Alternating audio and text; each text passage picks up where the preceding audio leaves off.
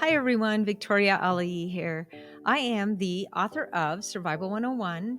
It's a guidebook for staying afloat in the ups and downs of life, as well as a way to get from surviving to thriving.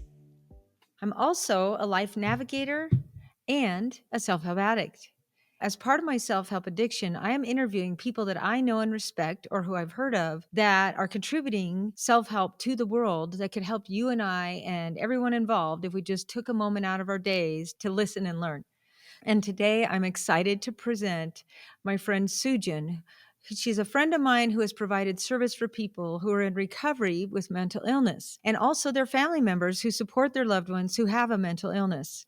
Who listening to this has not at one time or another experienced their own mental illness? I certainly have. So let's get started finding out what Sujin knows about recovery and about how to handle mental illness as it comes up in our lives for ourselves and our loved ones. I'm so excited. Let's bring Sujin on now. Sujin, I'm so glad you're here. I'm so excited that you chose to join us because you're one of those people that I really feel is out there helping a lot of people. And it's partly through things that you've learned in your own recovery in your own life. So, can you just tell us a little bit about yourself before we get started on talking more about recovery or mental illness? So thanks for having me on here, Toria. My name is Sujin. I have a dual diagnosis. So I have the mental illness of bipolar disorder 1, and I also have addiction to alcohol and drugs. And I have a sobriety date. I've been sober since August 1st, 2012. So that means, Fantastic. so by the grace of God, if I stay sober by August 1st, I will have 12 years. But as of now, I have 11 full years of sobriety. So I haven't touched or Oh, used any drugs or alcohol for 11 years. that's amazing. You're sharing that. It must have been some pain along the ways, but feel free to continue to share what you'd like because I'm just so fascinated by how you've been able to work through some of the deeper issues. Yeah, one thing is I definitely know what it's like to struggle with a mental illness, but I also know today, or 11 years ago, I discovered that just because I have a mental illness doesn't mean my life is over. And my hope is that the world doesn't have to get too sick in order for treatment to be normal. So that's my hope. And yeah, Oh, like you said, wow. I provide services. I'm very lucky. I provide service in my different types of community for recovery. Okay, so I guess I can share a little bit of what my experience with my dual diagnosis. Before I go on to my first diagnosis of bipolar disorder, I think it's important for me to describe my first experience around people with mental illness. Yeah, when I was in high school, it was mandatory for us to go to a specific hospital, and they only catered their patients had severe mental illness. These patients had to be wheeled around, they were incapacitated, they were catatonic, very symptomatic. And our role, what we had to do when we visited this hospital, is wheel these people in to the church so they can go to church. And I remember, I think I was like 15, 14 years old. This is my first experience with people with mental illness. And I was very scared of them. I was like, they're making weird noises. They can't really support their neck. Like they cannot do anything for themselves. So I was very scared. But now looking back, I'm grateful I had to provide that service because by the end of the day, of the hour when we strolled them in, I could look at these people with severe mental illness as people, as real people who God loves, right? So I'm grateful that I was able to look at them that way and not be scared of them anymore. However, so fast forwarding from high school to college, when I was in my freshman year of college, I was diagnosed with bipolar disorder.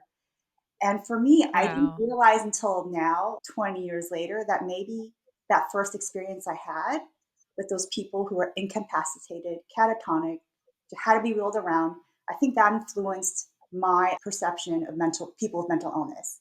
And I just was like, okay, I have bipolar disorder. This means that I can't go anywhere in my life. I can't succeed at anything.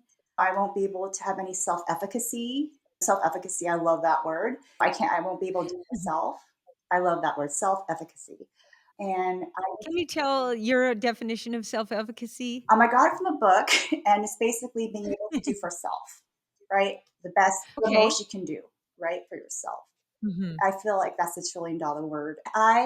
Yes. And going back, I think that influenced me. And then also that first experience for people with mental illness, I was like, oh, that's how all people with mental illnesses are like.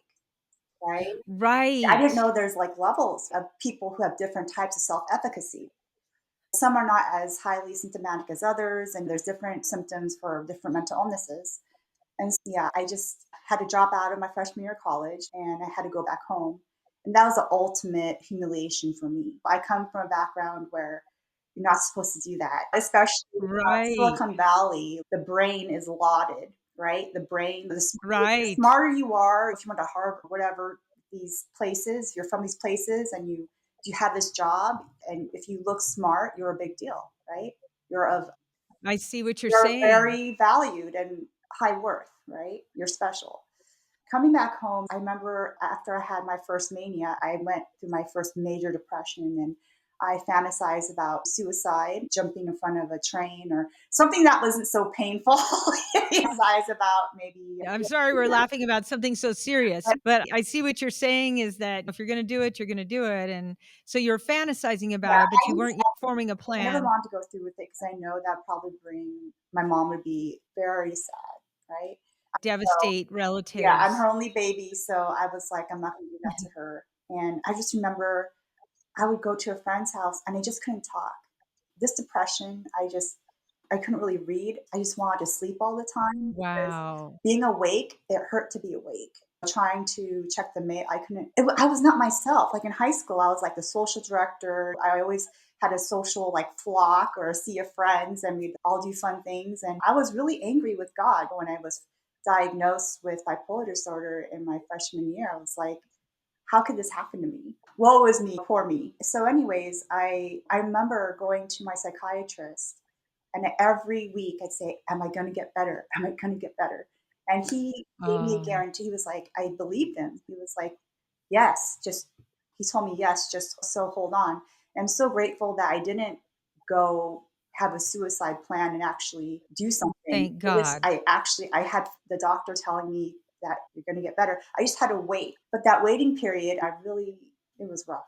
But the meds did kick in, and I was able to feel like I finally was able to go back to a junior college, and I was able to have some self esteem and get A's in classes again, which I thought could never happen. That was a what's it called? False confidence. Just growing up, always depending on good grades to feel great. Right. Interesting. But anyways, that's what helped me to have a little more confidence in myself. And yeah, I was able to do that. And then but I was still hating myself, right, for having this mental illness. Right. Even though I got better and I was able to talk and actually socialize again, I just hated myself still. I didn't want to take the medication because it's like if I take the medication, it makes it real, right? Like then I do have a mental illness. So that's a Right. dangerous place to be when you don't have self esteem. What you gonna do, right? When you don't, what are you gonna do? Well, let me ask you this. So Let me ask you a quick question. So, while you're going through all this, what I'm hearing is that where you grew up, and maybe a lot of us, we have our very self-worth tied to stigma sometimes. Like it's a stigma if I have a mental illness or something like that. If I actually address it, it makes it real. But at the same time, if I don't have this kind of money or job or path that everybody else says you're supposed to have, there's something wrong with me. And that just compounds this feeling that there's something wrong with us. And that, so it sounds like that you really went through the dark night of the soul, so to speak, for a while, and trying to go back and forth with this. So continue. I'm very thankful that you're willing to share, especially some of these tougher times that a lot of people might be suffering that aren't really talked about that much. it's funny because I'll talk about how I got in recovery later, but I remember I had like a year and a half, almost 2 years of recovery, and I went back to college, and my film teacher was like, in his notes after we finished the quarter, he was like, Sujin is very smart. She has great ideas, but she never talks. Even though, Ah, even though I had almost 2 years of recovery, I still, anyways, you'll hear how I got that, how I, excited. obviously, but Oh, yeah. yeah. Unbelievable life you have today. And I think I'll talk about that later too. Is the battle of stigma? The big thing is Mhm. stigma is who I am, who I truly am, and who I think I am. So Ooh, I know today I love that. who I am is I'm a child of God. I am loved. And as you would say, Toria, I have a basic core of goodness. I'm a worker among Mhm. workers. But then that's what I know today. But back then, when I was diagnosed with bipolar disorder, I was like I said, I made that perspective from being catatonic, from being in a wheelchair all the time, to not being able to speak for myself. Wow. And today, I'm not judging those people today, but I just felt like if that happens to me, my life is over. For some Right. reason, I can accept everyone else, but sometimes it's hard to accept me. And I have to. Sometimes you can be so hard on yourself, right? So, but going back, so I was skipping back and forth like a Tarantino That's movie. okay. But okay, 19. Yeah, I discovered the magic of alcohol. I've tried alcohol before, but at 19, I remember I was at a club and I was like drinking shots. I remember I had 4 or 5. I'm like, why am I not feeling anything? And then at 10 minutes later, I'm Oh. like, whoa, you know? Okay, I feel something, and I love the music they were playing. I love dancing. Alcohol was my first love of escape. It just made me feel taller, prettier, funnier, smarter. It made me. It's who has bipolar disorder one? I don't. It made me Right. forget that I have mental illness. So I would try to every weekend and just have fun, just party, and then drugs was introduced to me about a couple years later, and that took me down hard. Yeah, so drugs is a part of my story. And so from 19 to, it was fun. It was fun at first. And then by the time I was 27 years old, it was just like, oh my God, I was so resigned. I'm like, this is my life. I'm either going to, I'm always looking Wow. for that party, that drug, that drink. And I just couldn't really, I started freshman year of college of 2001, right? And now Mhm. we're like, and I'm not being able to do, I'm not, if I go work, I'll go work at a mall job for maybe 2 months at most. And as soon as I get my check, I'll just go use it for partying, alcohol, or drugs, right? And then, Right. of course, so partying, alcohol, and drugs, it was like a three-track mind, right? And that's all I could think Right. about. And so I couldn't really, I couldn't do anything. I couldn't go to school because that's all I want to do is get some chemicals and just escape, right? Yeah, I was only 27, and some things Right. before that happened, like I went to at that time, I've already been to 3 rehabs. I tried 3 sober living environments, and still just like those places, like I'd be in rehab for a month, but then I'd eventually after another month, I would relapse and go, sorry, there's an angry driver out there. But yeah, so I would just, what was I saying? So at 27, just chasing the party, the drugs, alcohol, and I couldn't really get a job. The first thing I do is just use a paycheck and use it on chemicals, and it just, yes, I went to rehab and they go sober living. Okay. Then I live at home and I'd be 5150 by my mom because me and my mom would always fight all the time. That was my, it was like so, What's you know, 5150? so basically, if you say the magic words of "I want to kill myself" or "want to kill other people," then someone can call the police and you could be 5150. So you cannot be in danger of killing yourself and others.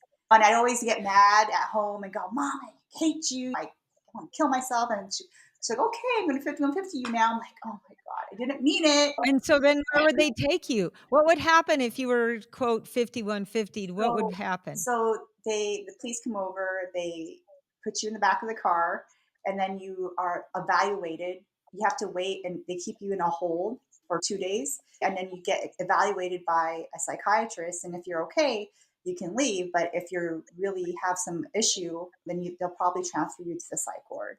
So I would get 5150 by my mom all the time, or she kicked me out of the house, and then I have to depend on my friends. So I won't be homeless. Then I go to rehab again or try sober living. It was just so unstable. I had to change my phone number like 20 times. People are like, "Are you on the run?" I'm like, "No."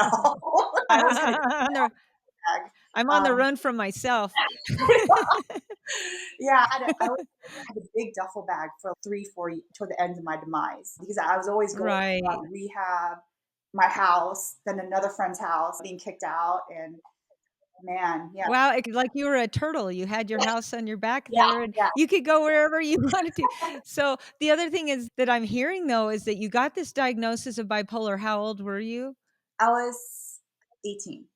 I was 18. 18, and then the alcohol started at 19. So this was your battle. It seems like with I'm going to beat this. I'm not going to be in bipolar land. I'm not going to accept it. I'm going to self-medicate and do different things like that.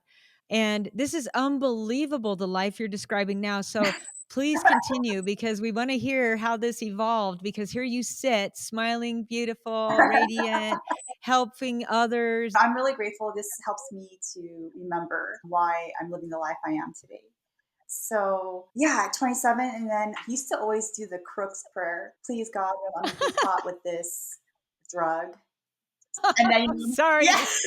Sorry, I okay, that's one piece that I didn't go through was the I don't Crook's think it's prayer. the This Crook's is prayer. so Like, funny. please, you know, The Crook's prayer. caught. Okay. Please don't let me get caught. And of course, I'd be like, I'd be free, and I'm like, ha ha, God, I'm not going to do that.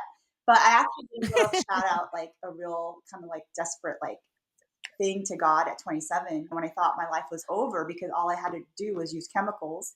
Like I said, I had a 3-track mind: partying, drugs, alcohol, right? And thank God today that 3-track mind is now a full playlist of different music. Oh, I love that. I love that wow, and you didn't even know this new playlist was available, I take it, right? No. And the thing is, I was so comfortable with knowing that life, that like lifestyle of using drugs and alcohol, even though getting healthier and better stopping was probably the best thing for me. I would rather just be using drugs and alcohol because I was just so comfortable. And With what you I didn't knew. think I was worthy of good things happening to me. Because every time I use drugs and alcohol, I do a bad thing, right? I'm a shady person. And then what do I do when I feel shady? I drink even more or use any more. And then it's like Macbeth, right? You're just Lady of Macbeth tells Macbeth, keep going, right? Keep going in the blood, right? So Oh. man, yeah, my I really cherish your honesty and your courage to be able to share like this, and I know you're doing it to help other people as well. Please continue as to how this all evolved. yeah, my mom, she was talking NAMI a lot. NAMI is a great resource for people with mental illness, and What is NAMI? Can you NAMI explain they NAMI? So your mom was involved with this yes, NAMI before you got off of drugs and alcohol. she Okay, was go telling ahead. them, the whole community, what was going on with me. And I remember being so angry, and they're especially good with helping advocates for people with mental illness. What does NAMI stand for? National Alliance of Mental Illness. Interesting. I love it. And do they consider the addictions to be mental Yes, illness as well, or is it mostly they have just the their psychoeducation is really great. If you go to the website, they offer so much stats and like numbers and like definitions of and different options. Yeah, their psychoeducation is really good. Okay, we're gonna include that in the notes. Go ahead. So my mom, she talked to another parent, and then this parent just basically gave a reference to a rehab in Southern California.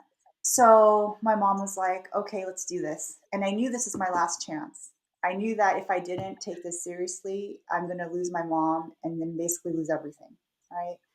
Oh, So I mean, it was a serious place. They made sure they had a packet of, contracts and what's expected and all that stuff. And I was like, whoa, okay. And the thing is with this particular rehab, they don't accept everyone.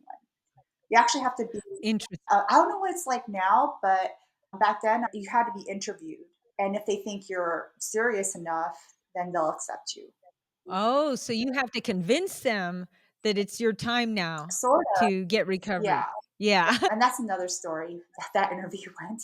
But yeah, so I was there, and that's what needed to happen for me because I'm so used to being able to con people and manipulate people and be like, hey, help me. And especially with my mom, right? Like, oh, God, our mothers. And I had to be separated.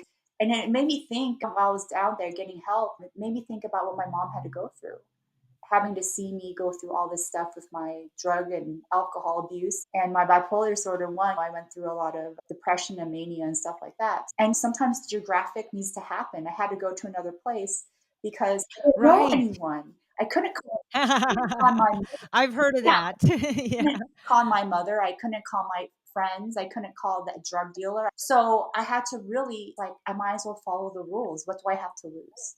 And Wow. I was there for 15 months. That's what I needed.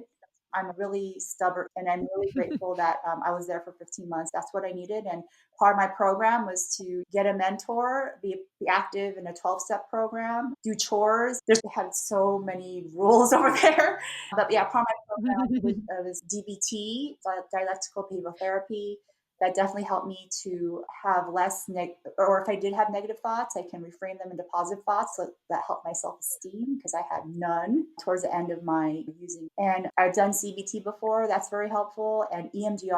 Now, what does that stand for, CBT? So DBT stands for, DBT is dialectical behavioral therapy.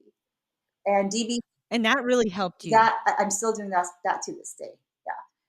Oh, wonderful. Yeah. And then CBT, tell us what that Cognitive stands behavioral for. therapy, I did that early in my when I was trying to get recovery at Stanford. It worked. It was pretty good. I still want to do what I want to do, right? Cognitive behavioral therapy. It's Okay. just I wasn't making use of it. CBT is helpful, and EMDR. I thought it was a joke at first because Can you explain oh, EMDR? it, This is wonderful. So what you're talking about is you had a turning point somewhere there where you realized, this is it or else, oh and yeah, then you yeah, went yeah, down. yeah. So sorry, we skipping back. I did say No, that's okay, but then what I love is that you're actually sharing some of the tools, yeah, the real yeah. hands-on tools, mental, emotional. Go ahead. Like I said, at 27, I said, God, instead of doing the Crook's prayer, I said, God, help me get a real life by the time I'm 30. Because I felt like 30, that's when you're supposed to grow up and stop playing Right. Peter Pan. And so I was like, it was a shout out to God, help me. And by the time I was, 29 years old, I was in my last facility where I got recovery. Where I got recovery and I stayed there for 15 months. So Okay. yeah, God, I'm like, wow, God really listen. I was just like, God help me. And yeah. So at this facility, I was active, got a mentor. I was in a 12-step program. I did CBT, DBT, EMDRs, eye movement, desensitization, reprocessing. And I thought, Tell us about that just a second. so if you have trauma, what like a lot of us do, you're supposed to think about what the trauma, and then the therapist or the professional in front of you will tell you to follow their eyes, and then you're supposed to tap your leg at the same time, and you think about the trauma, and then by the end of the session, maybe I had a bike accident and the trauma was 10, right? And then Okay, a 10 out of 10? yeah, but then by the end of the session, it could be lessened to 8, right? And then if you Okay, keep doing, okay, the hope is if you keep doing this EMDR, then maybe you can minimize the trauma from 10 to 2 to maybe a 0. But anyways, for me, it definitely helped. Like I said, I thought it was a joke right. because she was like, "Go like this and tap your leg." I'm like, "Am I supposed to go like?" I'm like, "Are you serious?" And I just But you sounds like you're desperate yeah, enough to try yeah, that crazy trick. it helped. And I think EMDR definitely because a big trigger for me to use drugs and alcohol too was the trauma I went through. I just want to escape like any uncomfortable, scary, sad feeling. My biggest triggers were like, yeah, trauma stuff, of course, when I keep ruminating on them, and then broken, failed relationships, and then going to Right. the psych ward was always a trigger for me to, okay, let's call the drug dealer and let's just drink and go. Oh, so you're sitting in the psych ward thinking about connecting with your drug dealer, and that doesn't sound like that was really helping you to get through. Yeah, but I'll talk about later that later, yeah, I was able to do a psych ward and not have to do Oh, yeah, just wonderful, I was wonderful. able to stay Yes. sober. So, yeah, just because I stayed away from drugs and alcohol, I thought nothing bad can happen to me. But that no, Right. life still can happen. So by the time I was involved with all those tools were available for me, and I did it because I was scared of them. I'm like, I better do it. And then I eventually was able to go to school and finish college and finish with an MBA. And I don't think, Congratulations, by the yeah, way. It sounds like from where you started, that's quite an achievement, and you got yourself to that point of clarity where you could manage something like that and really be present for it and not be so obsessed with yeah, just survival. I mean, I remember one of the biggest scary things that I thought of recovery is, oh my God, I'm gonna be so boring. My life's gonna be so boring now. I always share this, but in my first day of recovery, I laughed so much. They can hear me all around the neighborhood laughing.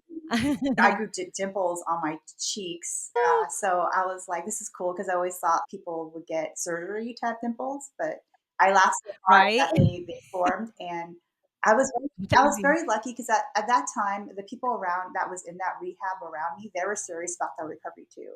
And that can affect because I know I've been to rehab, I see. yeah, and where I've been with a group where people are still not serious, and that can influence me to want to relapse and relapse with them. But in that, I was in a very good incubation period of recovery. Everybody around me was serious about it too. I was at the right place at the right time, and I was willing to. I'm like, I'm out here in Southern California. I don't know anyone, and I can't pull any tricks. I'm like, oh God, like I just have to follow the rules and do just follow the rules instead of trying to do your own thing all the time. Oh, that sounds really Yeah. big right there, that being open to looking at other people's rules or ideas on how to do things. Like I said, I knew at that rehab, I was like, this is my last chance. This is my last chance. And yeah, I'm so grateful. I remember at 3 months, I felt so free. Even though I was Right. an inpatient, it was like an inpatient outpatient situation, like both at the same time. And I was Uh-huh. stuck with all these rules. Like they even counted your money. Like you had to give them all the money, and they want to make sure you're not trying to like do anything funny. And I just didn't. Right. I felt so free because I felt like no one's trying to like call me or mess with. I don't have to be sorry about something I did last night that I had no idea because I was too high or I was too drunk. So for mania, the best way to describe that is basically being in a blackout where you remember everything you do.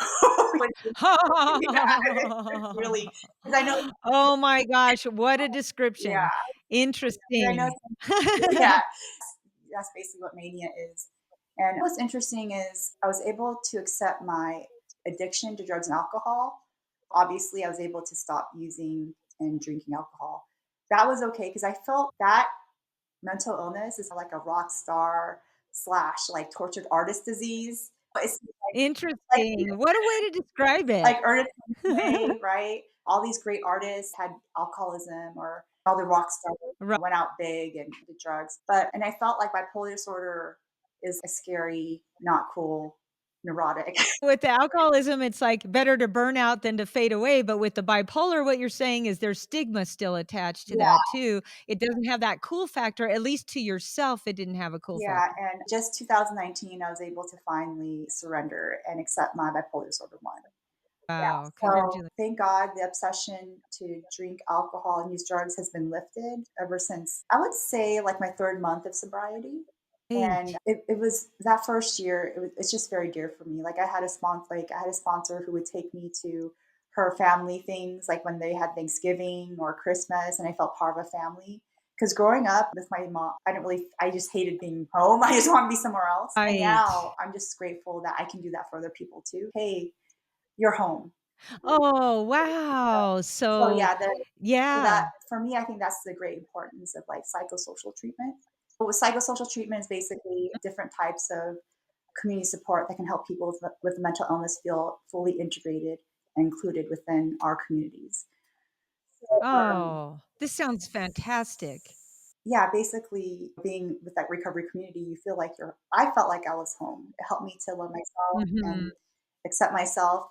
But like I said, I just had to go through, oh, so my in my fifth and seventh year of sobriety, I did have to go to the psych ward again. But I had Right. enough recover. I was just I had enough head full of recovery and the spirit, I guess the spiritual awakening. And yeah. And I Yes. knew that I remember my fifth, I didn't sleep for over a month. Oh my goodness. So I had to go, I didn't Oh know my that you goodness. could die from that. But I guess you can. Mhm. Yeah. And my mom has pictures. It's like really hard to see that picture of me. Um, Oh, and I remember, so glad you made it through that. yeah. And I just felt like Jesus didn't love me anymore.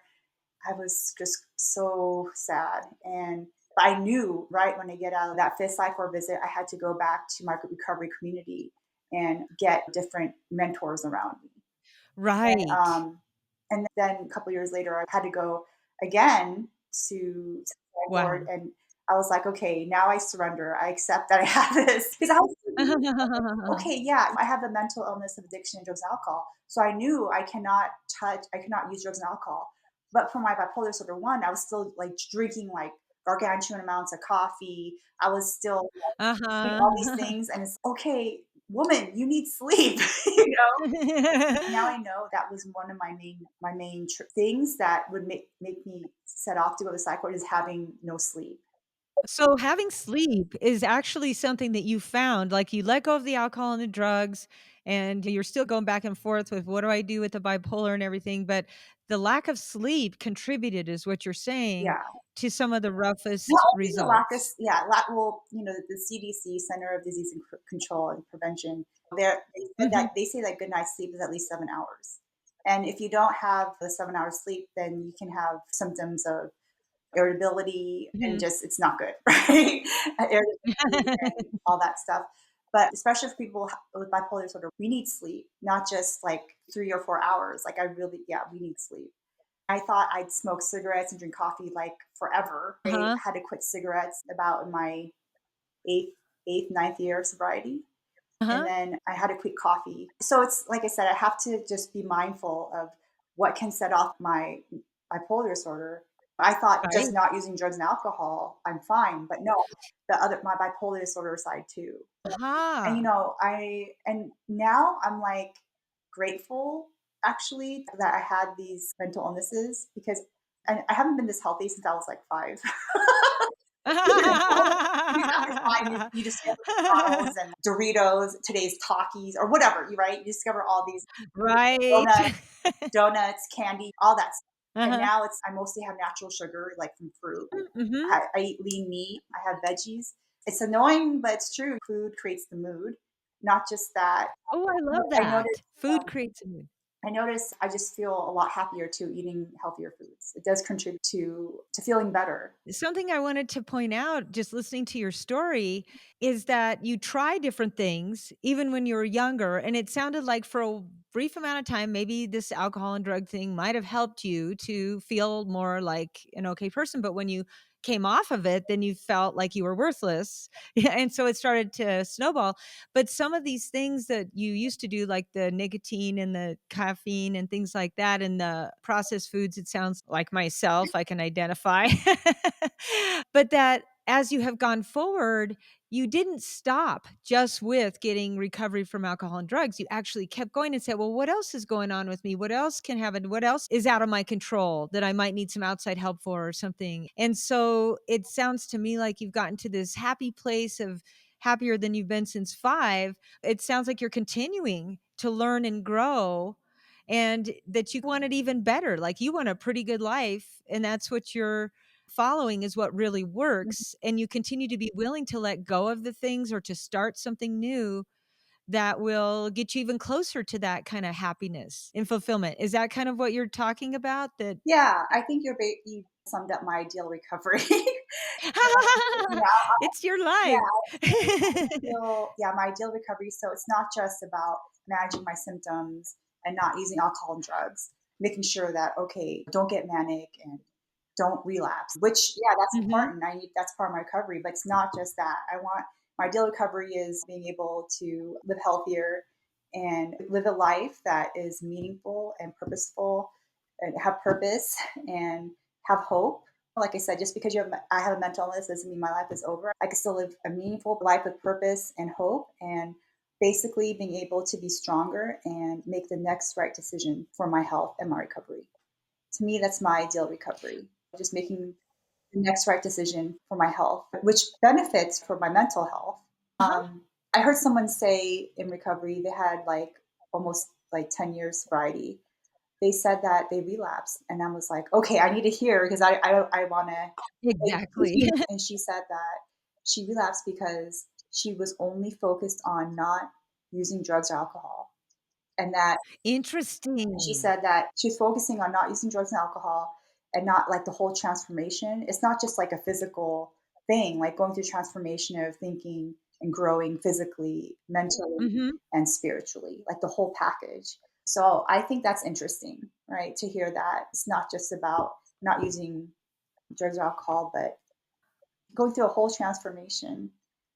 And continuing to grow and learn. It sounds like you're continuing. It doesn't sound like you're stopping anytime soon. Now, I have a question for you, 2 questions, one of which is, you've mentioned God a few times. Now, what if we have some people listening right now that for some reason they feel like, "Hey, I just can't believe that there's something bigger out there that can help me," or whatever. If somebody's in that space, can they still, you think, find a way to not do the alcohol and the drugs? Or I'm not saying, like, what method they should be using, but do you think that should stop No, not people at whether all. they I believe? I was Yeah. just at a recovery meeting yesterday, and that person Uh-huh. was sharing how he doesn't believe in God, and he doesn't know if Uh-huh. he will ever believe in God, but he's been sober for almost a year now, and he has great people around Right. him. There are people who don't believe in God who can still stay sober. Yeah. That's good to know. Exactly, because we each have our own path. But I have another question for you. So you've been sober for a while, you've been dealing with the bipolar for a while. Now, you mentioned earlier you were afraid life would be Yeah. boring. Now, can you explain to people, like, what are some of the fun things that you look at today that you can do that actually don't involve any of this drugs, alcohol, escapism kind of stuff? What's funny is I won't say my age, but I'm not in high school anymore, let's just say, and not in college anymore, let's just say.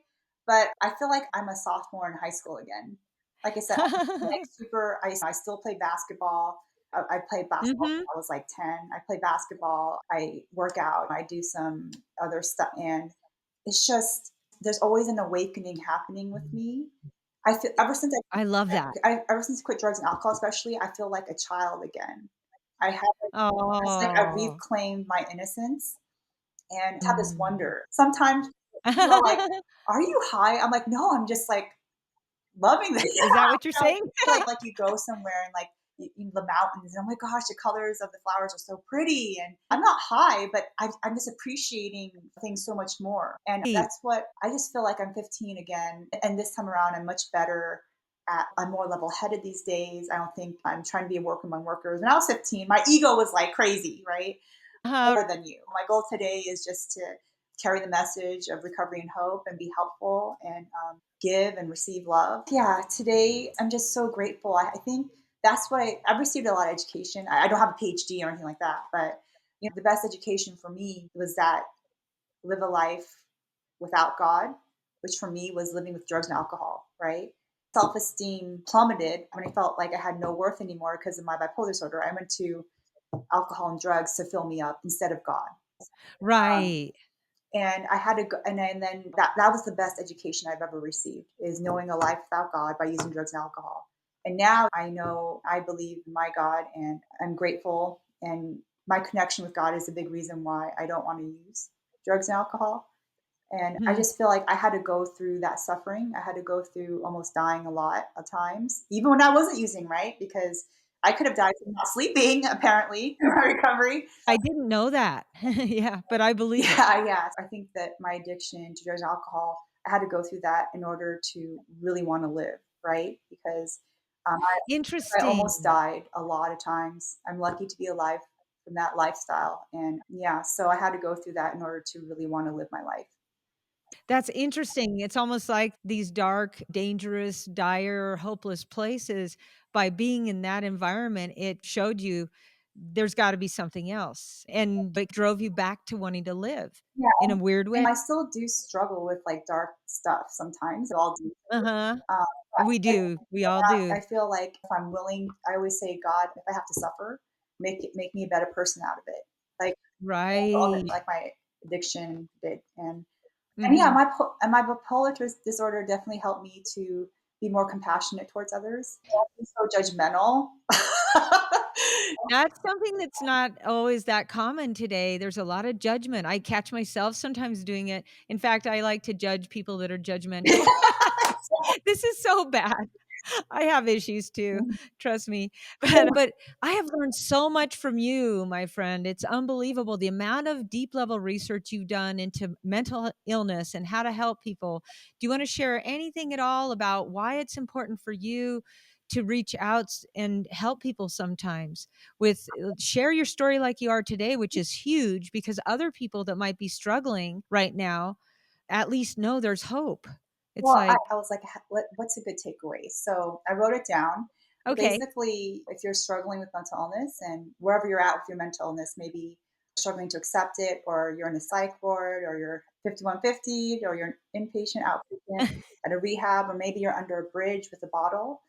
It doesn't matter. You're still valued. You're still loved. You're still important. Oh, And your communities are waiting for you to come and so they can be oh, restored to your dignity. Because that's what happened to me. I'm so grateful for my mother. She never gave up on me despite all the craziness. I was, yeah, I was a tornado for her. I was like the '89 earthquake for her, for sure. Yeah, that's pretty bad. And oh. but thank God I make living amends to her now. So she never gave up on me, and my recovery communities never did either. They really helped me to accept and love myself no matter what happens. And yeah, so they helped me to be restored to my dignity. That's something. Well, it sounds, yeah, go ahead. I'm sorry. Go ahead. No, that's it. Yeah, so I'm just, No, I apologize for interrupting. I basically hear you saying too that a big change that happened with your life was that you began to reach out and not be so isolated, and you surrounded yourself with other people that either had professional information that could help you, like some of these tools like EMDR and everything, rehab. And that's what you do today, is that you stay connected. That sounds like it's part of the key, is to be mindful of who we are connecting with and what we're giving as well to the community around us. And I just really, I almost teared up when you said to people that might be struggling right now that your community is waiting for you, yeah, yeah, whether it's the mental health community, the recovery yeah. community. Yeah. I mean, your family, friends, you're wanted. And that I remember my mom would always visit me when I was at rehab, and she'd always visit me when I was in the psych ward. And I'm so grateful that someone came to visit me because there's people who don't have anyone to visit them. And I guess before we go, I do want to say a few tips, like you've touched upon. I'd love to Yeah. hear some tips. So, Yes, please give me and other people tips. yeah, so like you Myself. just said, if you're really struggling, if you're thinking about suicide, or you doesn't have to be suicide, just you're thinking you're uncomfortable with your skin or you're angry all the time, please talk to someone. Maybe talk to a neighbor, talk to a pastor, talk to a friend, talk to a counselor. And if you don't, if you just feel really like you can't talk to anyone or you feel uncomfortable, please call or text 988 anytime. That number 988 is a hotline. So that's available for you. Also, pick your battles. So, for example, one of the things, well, yeah, one of the biggest reasons too why I didn't want to take some psych meds was because I hated gaining weight. Ah, interesting. Again, one of those identities, right, that we pin on ourselves. And I was at least 30 pounds heavier for maybe 5, 7 years. But it's okay. That's why the last few times I went to the psych ward, I was gaining weight. So that's why I didn't want to take the meds. With then I I wasn't able to see. sleep, so I would just so I had to go back to psych ward again. It's okay. Do I want to risk going to psych ward because I'm not taking medication, or can I be a little more heavier? A little more heavier. Do I want sanity, or do I want to go to that psych ward again or something? Right, right. And also, ladies, if you gain a little weight, you're still beautiful. Okay. And, Oh, and absolutely. guys I and agree. men, if you gain a little weight, you're still handsome. Okay. So don't worry about it. I still have friends, even though I gained a little weight. So you'll be okay. Yeah. Pick your battles. Yeah.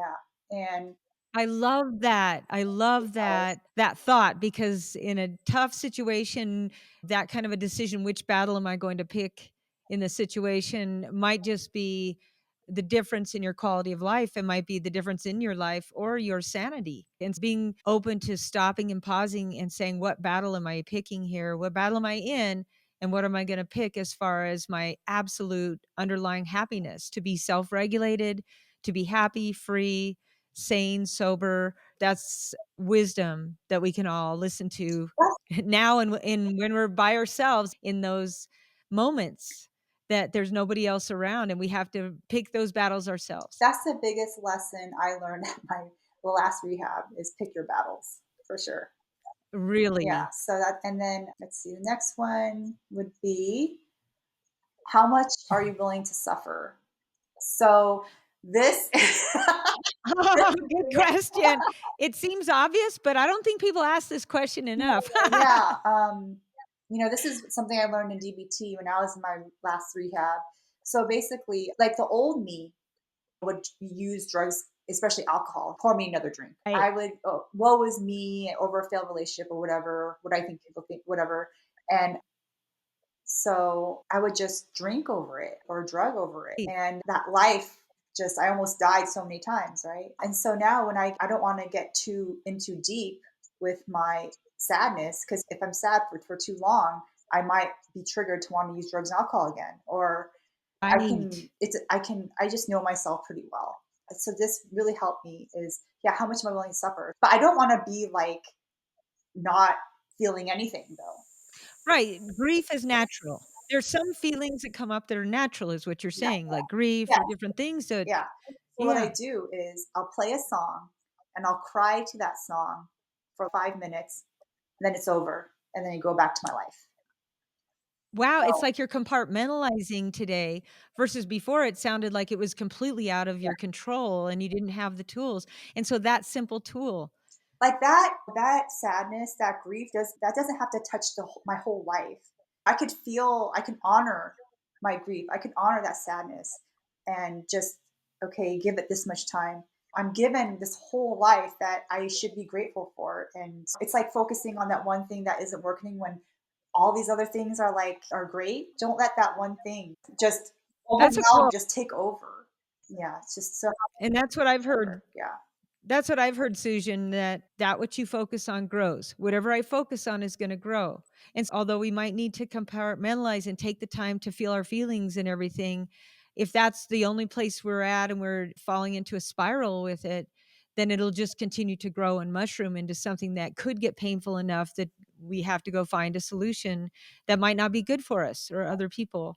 And there are other things you can do than just listening to a song. I mean, you could go to the gym and be angry or sad and it's studies shown that that's great emotional regulation, right? Going to the gym, it Mhm. decreases anxiety and depression. Or it doesn't have to be listening to, it could be different things. And you could just focus on being angry or mad or that uncomfortable feeling. And then, okay, and then just go back to whatever you need to do after. So, yeah, how much you're willing to suffer, and of course, being grateful, and that, yeah, being grateful, but also lately, because sometimes, oh God, I have to wash my car. Oh my God, I have to pick up my meds. Oh my God, I have to make this appointment. But instead of being like, oh, that I have to, I just think of it as I get to. Okay, I'm healthy, so I get to make that appointment to make sure I'm still healthy, or I get to wash my car, or thank you God for letting me have the ability to Right. have gas in my car because I was homeless for 3 years. Thank you for my medication that works.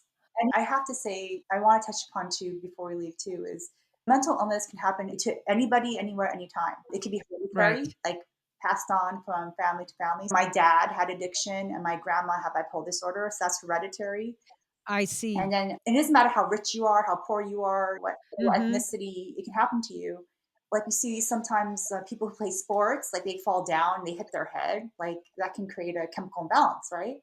Or Yeah. unfortunately, people maybe use too much drugs or too much alcohol, it can create a chemical imbalance too. And it's so funny because people don't realize addiction to drugs and alcohol is a mental illness, folks. Okay. Yeah, Right. it can really happen. It doesn't matter what ethnicity you are or it's an equal opportunist. It does not discriminate. Mental illness can happen to anyone. You could be on a billion-dollar yacht or party plane and be suffering from mental illness, from drugs and alcohol, and possibly just feeling desperate. Mhm. That's one thing Jim Carrey said, interestingly enough. He said that you don't know until you get enough money that money does not solve all these problems, these mental, emotional, addiction types of problems. And if anything, sometimes if you're comparing yourself to your buddies, it could even make it worse. You end up with another addiction of, keeping up with your buddies financially or whatever. So I really appreciate you mentioning the fact that this is mental illness, including the alcohol and drugs. And I myself leaned on alcohol too much when I was younger, dealing with post-traumatic stress, anxiety, things like that, that also ran in my family. So I really appreciate you bringing in the picture that there's more to this, and yet it can be very simple too. You just start picking up the tools, start connecting, start reaching out, is what I hear you saying. And how long or how much you're willing to suffer. Some of these tools you're sharing now. Do you have any other tools or thoughts you'd Yeah. like? So, what really helped me to overcome my stigma of myself, of my mental illness, was the explanation with basically a mental illness is a medical health condition. Doesn't mean I'm depraved or I'm less than or I'm like useless or a very evil person. I learned that mental illness is a medical health condition that there's treatment, right?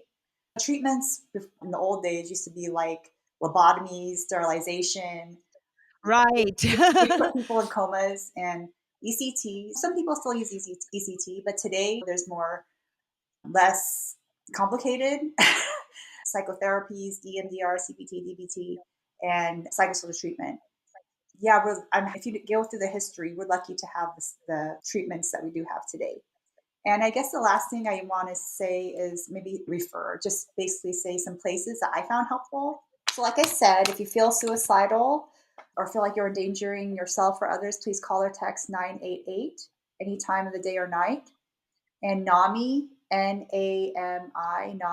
the National Alliance Mental Illness, they provide very great psychoeducation for people with mental illness and for advocates, family members who take care of people with mental illness. Recovery Cafe, I believe there's a Recovery Cafe all over the place now. It was originally based in Seattle. The people at Recovery Cafe, they are especially good for people who suffer from homelessness or addiction. And yeah, if you have addiction to drugs, alcohol, gambling, food, sex, what have you, yeah, there's 12-step programs. You can look it up online. And there's Catholic Charities. I believe they have Catholic Charities all throughout the US. Their motto is change lives for good. And they offer a lot of great mental health services for people with mental illness. And you don't have to be Catholic to get services. And, You don't have to be yeah, Catholic to yeah, get the services. exactly. That's good to know. That's good to know because for some of our listeners, they might be like trying to keep a 10-foot pole between them and that, but it sounds like that they're open to being of service regardless Yes. of whether you go to the church or not. Yeah, totally. So thank you for having me. And yeah, I really hope that maybe my story or my insights can help people who are struggling with mental illness. Well, Sujin, I can't thank you enough from the bottom of my heart. You're a good friend to me, and I've struggled through some of these, and we've talked about some of the tools together and everything. And I can't wait to see what more you do in your work going forward. And hopefully, you'll come back at a future date and we can talk more about this, maybe more about how the family can be involved in some of this as well, because I can see that it was so vital in your case. And it might just be helpful if people that are family members could get even more information as well in the future. So thank you so much, Sujin, and I look forward to talking with you very soon. Okay. Bye.